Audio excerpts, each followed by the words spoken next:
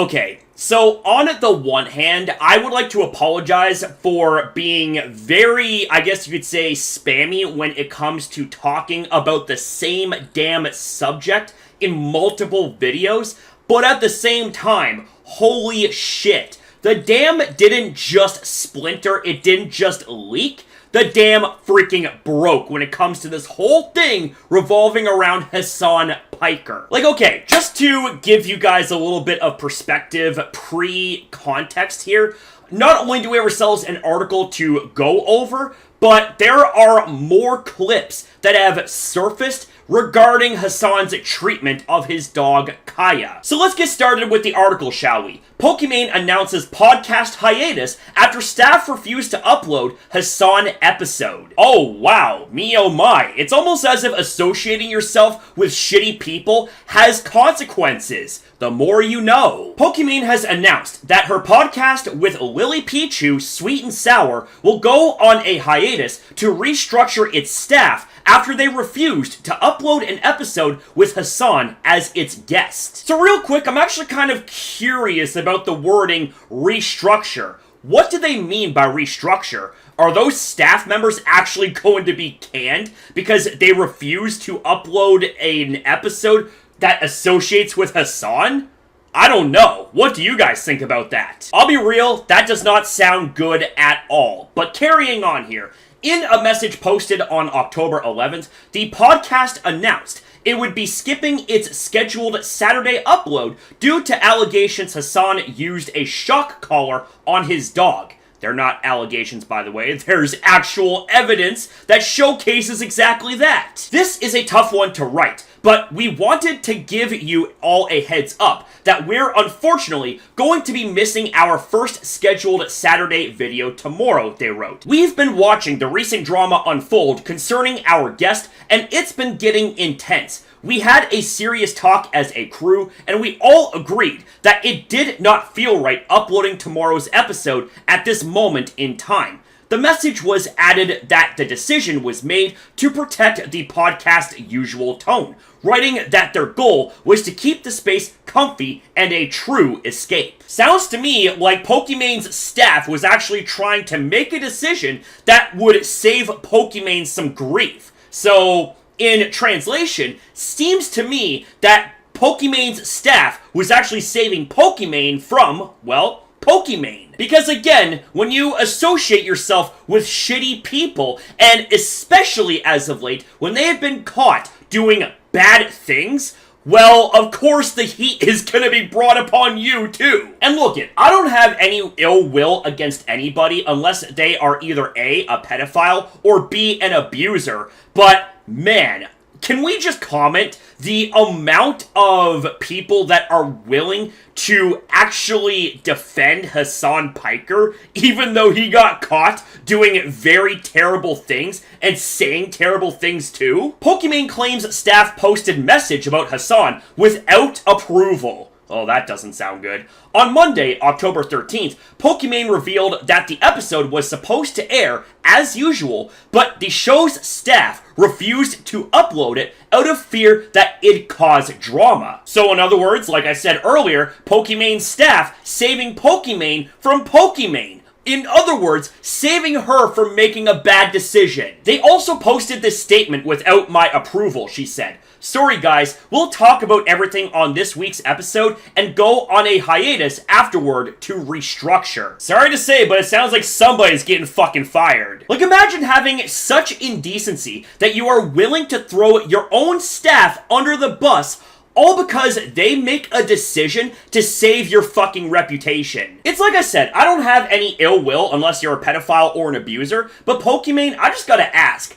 what's wrong with you? The controversy centers on a viral clip from Hasan's stream showing his dog Kaya reacting off camera after moving from a spot. Viewers claimed the reaction was caused by a shock collar, leading to widespread criticism across social media. Hasan has denied using any shock feature, claiming that the collar only vibrates and that Kaya's yelp was unrelated to the device. He later demonstrated the collar on stream and accused critics of misrepresenting the situation. And that right there is a typical textbook 101 example of gaslighting from a fucking narcissist. Like, imagine being so fucking far gone in your own ego and your own stench that you treat people like they are fucking stupid and act like that what was seen in 4K didn't actually happen. And see, folks, this is exactly what happens when you don't have people in your life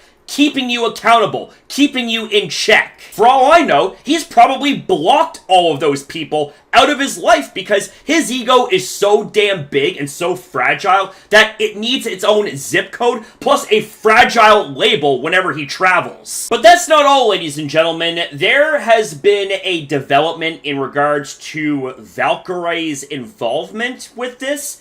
And let me just say, it is beyond fucking pathetic, okay? We have ourselves Yeet saying, Valkarae apologizes to her community for DMing Asmongold. My fault for not being aware enough. Prob so hurt and so jarring. I think everyone, including myself, should be more aware of what's going on in the world. I'm not aware enough. I hear you guys. Now, to give you guys a bit of extension when it comes to the context on that part there with Valkarae, Smash JT put it very, very well. Let me showcase it to you guys. Asmongold actually tried to help Valkarae in this situation because she seems so lost in the sauce with Hasan and Collargate. He checked in, gave her advice, and showed legitimate concern when things got tough. How did she repay him? She turned around and treats him like some kind of villain who doesn't even deserve respect. Gross. When you're attractive and live in a world that constantly praises you, I suppose reality and accountability rarely hits. The accountability feels like hate when you've never had to face consequences. Asmon's one of the most genuine and reasonable creators I've dealt with online.